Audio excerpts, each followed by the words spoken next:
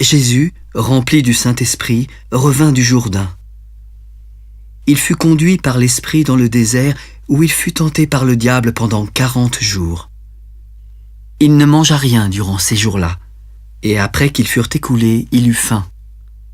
Le diable s'adressa alors à lui. « Si tu es fils de Dieu, ordonne à cette pierre qu'elle devienne du pain !» Il est écrit « L'homme ne vivra pas de pain seulement ». Puis le diable, l'ayant élevé, lui montra en un instant tous les royaumes de la terre. « Je te donnerai toute cette puissance et la gloire de ces royaumes, car elle m'a été donnée, et je la donne à qui je veux. Si donc tu te prosternes devant moi, elle sera toute à toi. » Il est écrit « Tu adoreras le Seigneur ton Dieu, et tu le serviras lui seul. » Le diable le conduisit encore à Jérusalem et le plaça sur le haut du temple. « Si tu es fils de Dieu, jette-toi d'ici en bas, car il est écrit, il donnera des ordres à ses anges à ton sujet, afin qu'ils te gardent, et ils te porteront sur les mains, de peur que ton pied ne se heurte contre une pierre. » Il est dit « Tu ne tenteras point le Seigneur ton Dieu. » Après l'avoir tenté de toutes ses manières, le diable s'éloigna de lui jusqu'à un moment favorable. Jésus, revêtu de la puissance de l'Esprit, retourna en Galilée et sa renommée se répandit dans tout le pays d'alentour. Il enseignait dans les synagogues et était glorifié par tous.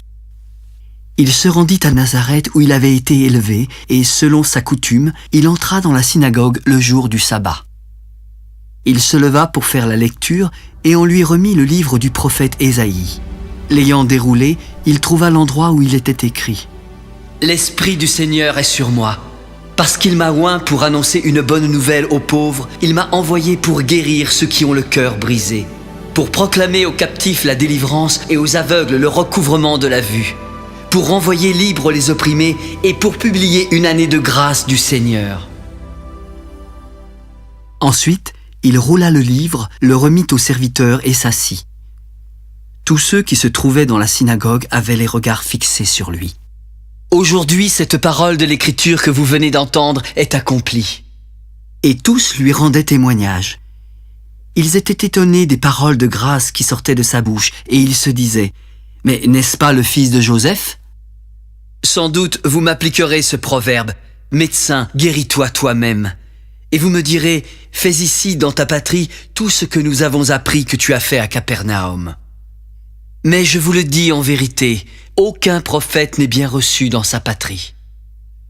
Je vous le dis en vérité, lorsque le ciel fut fermé 3 ans et 6 mois, et qu'il y eut une grande famine sur toute la terre du temps d'Élie, il y avait plusieurs veuves en Israël.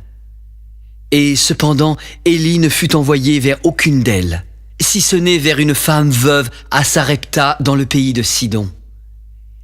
Il y avait aussi plusieurs lépreux en Israël du temps d'Élisée le prophète. Et cependant, aucun d'eux ne fut purifié, si ce n'est Naaman le Syrien. Lorsqu'ils entendirent ces choses dans la synagogue, ils furent tous remplis de colère. Et s'étant levés, ils le chassèrent de la ville et le menèrent jusqu'au sommet de la montagne sur laquelle leur ville était bâtie, afin de le précipiter en bas. Mais Jésus, passant au milieu d'eux, s'en alla. Il descendit à Capernaum, ville de la Galilée, et il enseignait le jour du sabbat. On était frappé de sa doctrine, car il parlait avec autorité. Il se trouva dans la synagogue un homme qui avait un esprit de démon impur. « Ah, qu'y a-t-il entre nous et toi, Jésus de Nazareth? Tu es venu pour nous perdre. Je sais qui tu es. Tu es le Saint de Dieu !» « Tais-toi et sors de cet homme !» Et le démon le jeta au milieu de l'assemblée et sortit de lui sans lui faire aucun mal. Tous furent saisis de stupeur et ils se disaient les uns aux autres « Mais quelle est cette parole? Il commande avec autorité et puissance aux esprits impurs et ils sortent !» Et sa renommée se répandit dans tous les lieux d'alentour. En sortant de la synagogue, il se rendit à la maison de Simon. La belle-mère de Simon avait une violente fièvre et ils le prièrent en sa faveur. S'étant penché sur elle, il menaça la fièvre et la fièvre la quitta. À l'instant, elle se leva et les servit.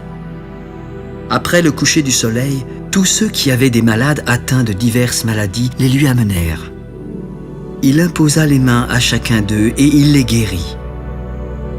Des démons aussi sortirent de beaucoup de personnes en criant et en disant « Tu es le Fils de Dieu !»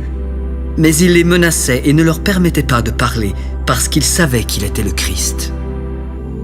Dès que le jour parut, il sortit et alla dans un lieu désert. Une foule de gens se mirent à sa recherche et arrivèrent jusqu'à lui. Ils voulaient le retenir afin qu'il ne les quittât point. Il faut aussi que j'annonce aux autres villes la bonne nouvelle du royaume de Dieu. Car c'est pour cela que j'ai été envoyé. Et il prêchait dans les synagogues de la Galilée.